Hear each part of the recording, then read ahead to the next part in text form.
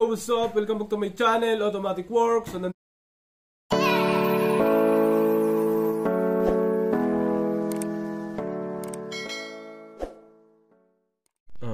yun. Honda City 2009 automatic transmission. May may sinok daw pag naka-idle. Subukan natin, scan muna. Baka kasi ignition coil or spark plug. Tingnan natin kung may fault code. Tapos pagkatapos ng fault code, troubleshoot natin. Baka may problema sa mga sensor or wirings. Dito may fault code, yan pero hindi siya sa engine. Yan, PGM-FI yan yung engine. Automatic transmission, walang fault code. Sa ABS, TCS, BSA. Tapos EPS, SRS. Ayan, hintayin lang natin, matagal pa yan baka matapos. Tingnan natin, baka spark plug lang to. Yung tinakbo, nasa 129, 124. Matagal pa yan. Yun, tapos na. Hindi pa pala, 32 pa lang. Hintay pa. Yan. ABS-SC. Ano to? ABS control unit will with communication above 50 kilometers. Read ATC.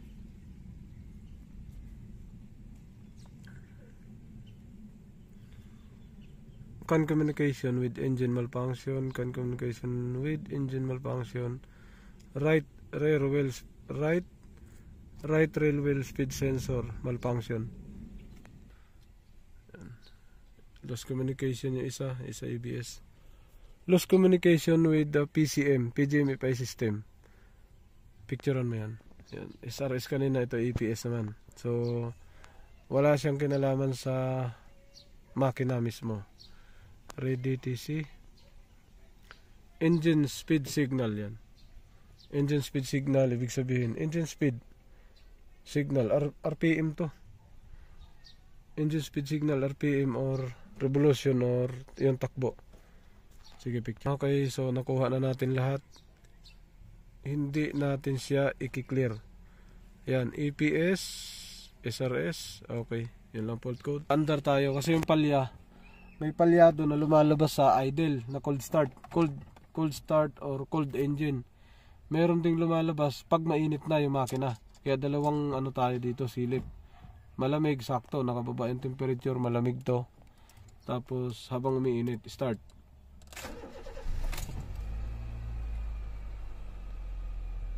May umiilaw sa gilid. Ano yun? Patayin natin. May umiilaw. Tubig.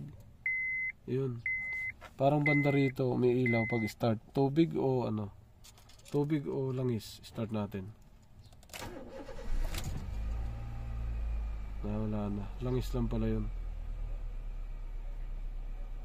Ayun. Yan na siya. Revolution natin.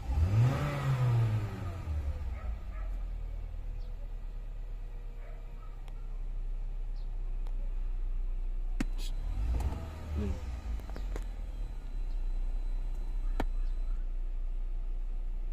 Hintayin natin bumaba para mag-idle. Reverse natin. Sakto lang. Neutral. Drive. Wala. Sakto lahat. Neutral. Reverse. Park. Bitaw preno. Wala naman. Buksan natin yung aircon. Isa. Dalawa.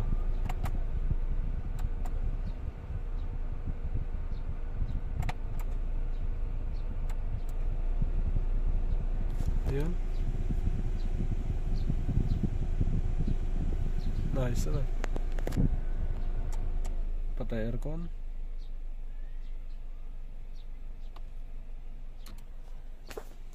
Monitor muna tayo. Painitin natin. Kabababa lang ng idle.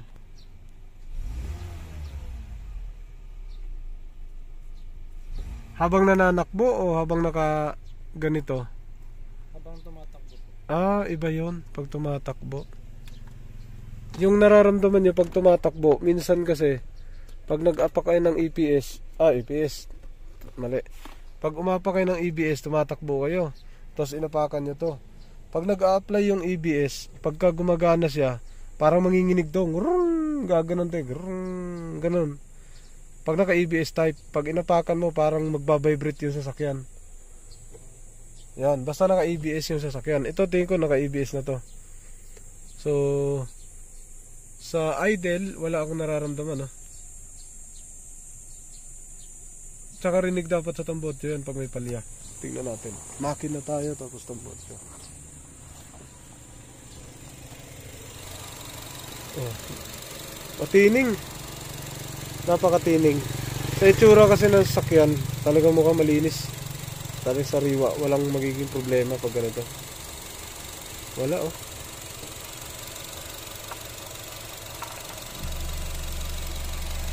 Napaka pinong-pino yung under. Ito yung ABS nya. ABS motor module. Dito yung palya, rinig din yan dito. Yan, oh. Wala. Napaka-smooth. Patakbuhin natin. Yan, sige, atras. Monitor natin. Sige. Ang lamig. Diyan ka lang sa taas. Ayaw ko muna malamig dahil ako nagdodrive ng motor galing sa mainit.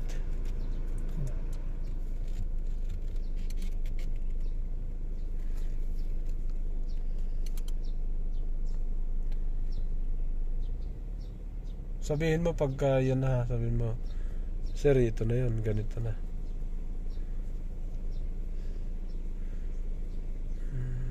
Monitor natin yung live data ng ABS sa likod. Ayan na.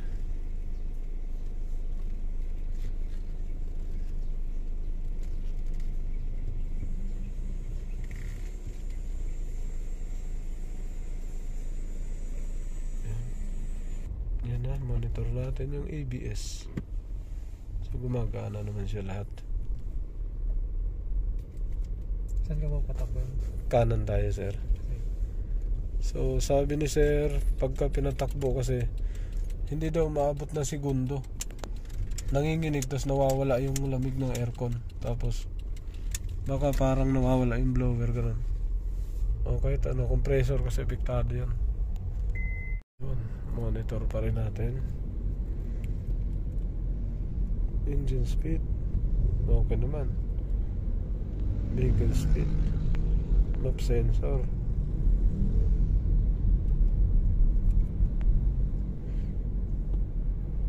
Tsaka pagka malalim kasi ang tama, mag-check engine yan, eh. Opo. Yan ang magiging ano. Yun nga din po, hindi daw mahanap ni Papa. Dito wala siya.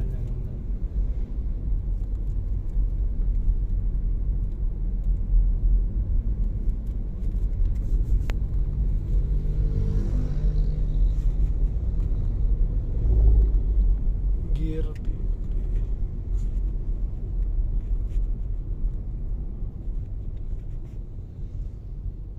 Diretso lang tayo.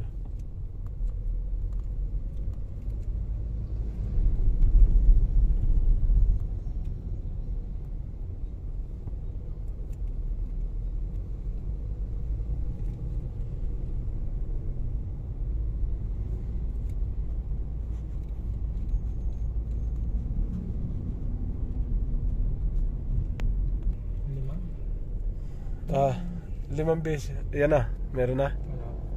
5 beses na pumalya doon sa inyo. Ano ba siya, palya o nanginginig yung sasakyan? Parang nginig lang po, hindi pa siya talagang walang lumalabas dito sa dashboard. Pero manginginig yung buong sasakyan. Karga, ganon. Wala. Opo. Pag naka-brake, mostly pag naka-brake. ABS nga yun. Kasama po yung aircon. O ABS yun pagka nakapreno ka. Hindi, yung aircon naman baka saktong nag-automatic yun. Kasi kung segundo lang hindi mapapatay ang aircon nun. Kasi ang aircon kahit pa minutes may buga talaga yan. Oo. Sabi ko na sa preno to. Pero may palya po yung sa preno. Ano, hindi siya palya. Hindi palya tawag noon. Kaya sabi ko, pagka palya, gusto ko talaga makita sa sakyan dahil lalabas talaga sa scanning. Kaso walang lumabas. ABS yung naramdaman nyo. Yung parang, manginginig yun pagka naapakan nyo. Kahit naka-full stop po. Full stop nga kasi mag-aapak ka nun ng preno eh. Kung saan siya nangyayari, doon mo gagawin. Hindi na tayo tatakbong matulin. Kunyari, tumitigil ka, yan, gilid-gilid ka dyan. Igilid mo yung sasakyan. Pwede dito. Date, kanan ka. Kanan ka lang gumilid. Gas in go ka dyan. Yan na. Wala pa. Wala. Yan.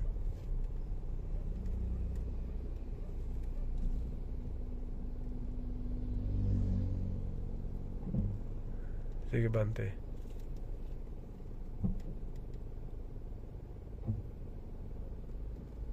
Pero pag ganito po yung mangyayari, parang hindi mo nararamdaman. Yan ba tumutunog kanina? Hindi. Hindi po. Sige pa. Hindi po. Wala siya, ano? Wala po. Tara, balik na tayo. Nanginig po kasi talaga. Malakas? Wala, oh. Wala po ngayon. Balik na tayo. Kung hindi naman pala siya, ano, kung hindi naman pala siya nangyayari na habang pinapatakbo mo, nangyayari pala siya pag nagpipreno ka. Pero dapat kasi lumalabas ang sira.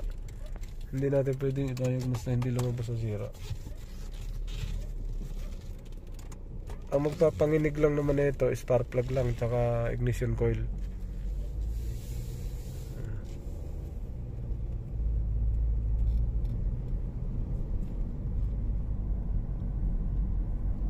Wala pa rin. Nag-monitor pa lang kami.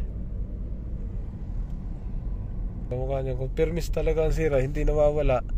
Pag andar natin kanina, dahil malamig na kayo, hindi man naman kayo nagpapa-andar ng makina, nandun dapat yun. Lalabas dapat siya, hindi na tayo tatakbo. Kumbaga ang ginagawa natin doon, hinahanap natin yung sira ng sasakyan eh. Hindi tayo magre-repair ng sasakyan. Hahanapin pa natin yung sira ng sasakyan. Malayo-layo na yun, natakbo natin. Break and go na tayo, dapat makikita na natin yun. Lalabas na siya, ganun. Si Duda ko ABS eh.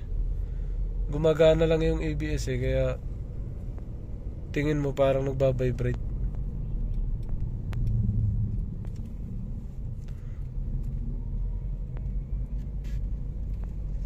Wala, no? Tsaka nung nangyayari yun, hindi ba namamatay yung sasakyan nyo? Hindi po. Wala nga yan. Hindi po talaga siya. Okay. Malinis nga to. Nakabalik na kami. Walang nangyaring pagbagsak. Tingnan natin ngayon yung ignition coil lahat. Baka doon makita natin. Okay. Sada yun. Kaling lang namin sa takbo. So sobrang linis naman ito sa sasakyan na to. Oo. Ito pagka nagka-problema yan, low power. Low power, ito pagka bukas yan, low power din. Tapos ito pag bukas, low power din. So minsan hindi umaandar. Tapos ito, low power din to. Wala naman ako nakitang na parang pwedeng pagmulan. Yung hose dito sa ilalim. Hindi naman siya pirat.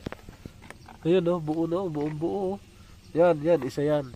Pero yan, intermittent lang yan. Parang maglo-low power. Dito, ito, may yan. Vibration pag umaandar. Pero, hindi nawawala. So, anong nangyari kasi sa kanila, nawawala. Okay? So, paandarin nyo. Bunutin natin yung isa-isa. Ako magbunot. Yung coil, tatanggalin natin kasi nangyayari lang daw minsan.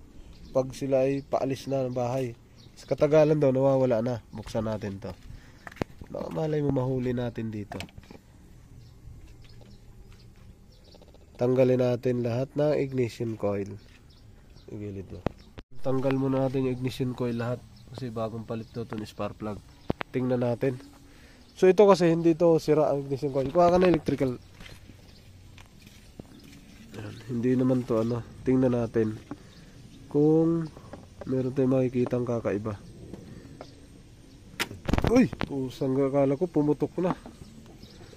So ito, isa-isahin natin yung ignition coil lahat. Baka naputulan ng spring sa ilalim. Yan. Tapos baka may tubig. Kuha ka rin basahan dyan. Yan o. Tingnan natin. Kasi nawawala daw pag tumatagal. Yan o. So tingin ko sa spring. Spring o dugtungan. Yan o. Kasi tinest drive namin kanina. Parang hindi ko naramdaman Pero ano to, intermittent to nangyayari. Na-encounter ko na to sa Honda City na luma. 2004 yata. Ayun, na-encounter ko to. Ang mga ganito. Kaya double check natin maigi yung ignition coil. Pero nakita ko dito dalawa. Sa dalawang ignition coil meron. Ito siya Gusto niyo makita. Ayan Ito wala to. Ayan, buo yan. Ito isa, ganun din pero nagre-rainbow na siya Ito isa, ayan meron. Ito meron to. Ayan Ayan, tapos ang isa ito wala, aray-aray. Putang init. Ito wala to. Ayan Tapos yung isa, ito ayan meron Ayan. Ang isa palabas pa lang. Pero yung isa lumabas na talaga. Ayan Okay. So ayusin natin yan. Sir basang-basa. Ayan. Paikot yan halos lahat. Ayan, tatanggalin natin yan. Yun. Set na lahat, naipasok na lahat ng coil. Tapos ayos na lahat. Punasan yung basa. Tapos pagka ganyan, papalitan talaga to ng ignition coil. Madugo-dugo talaga yan. Natin ulit. So wala naman kami naramdaman, sila nakakaramdam. Mainit na to. Subukan natin, baka lumabas ngayon. Okay. Testingin natin ulit. Alright. Nginig yun, magpa-fluctuate to Kruk, gagano'n siya. Grrr. Tapos ito mamamatay Ang iba naman na ito, pagka paalis yung sasakyan, imbis na ma-accelerate mo, parang bago siya tatakbo. Start, maka-park.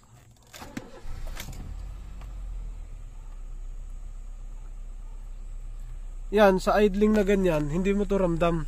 Ganito, hindi mo ramdam to. Dito mo lang siya mararamdaman. Pag-apak. Yung response ng apak mo ng ganyan. Pagka may problema sa coil, minsan tutututut bago siya umangat. Ayun pinong-pino na siya Yung response ng RPM, pag-apak mo ng pedal, yung response dito, titingnan mo, parang wala siyang walang sabit. Yun. Pero pagka may problema ka sa coil, sasabit yan dito, gaganon. Pero tataas naman. Yan. Tapos ito naman siguro, pagka alam ko Honda naglilimit lang to ng rev. Ayun, naglilimit lang 5,000 kahit isagad mo, hanggang doon lang siya. Yun. Limit. Okay. Yun pakikiramdaman mo yung parang sumasabit. So smooth naman siya. Yun lang yun. Yun yung sira na yun. Sakit ng mga Honda na mga ganito na ang model. Honda City. Lagi yan. Sa 8 lang na spark plug yun, hindi ako gumagalaw nun. Kasi mahirap siya dukutin. Yung apata na spark plug, kahit ano Honda City yung gumagalaw ako nun. Yan iba yung response niya Saka lagi dapat monitor ka sa idle. So sila siguro masailan talaga sa idle, kaya naramdaman ka agad nila. Pero pag umatake kasi to sir baba yan, bumabagsak yan. Tapos mangangarag to, buong hod mangangarag.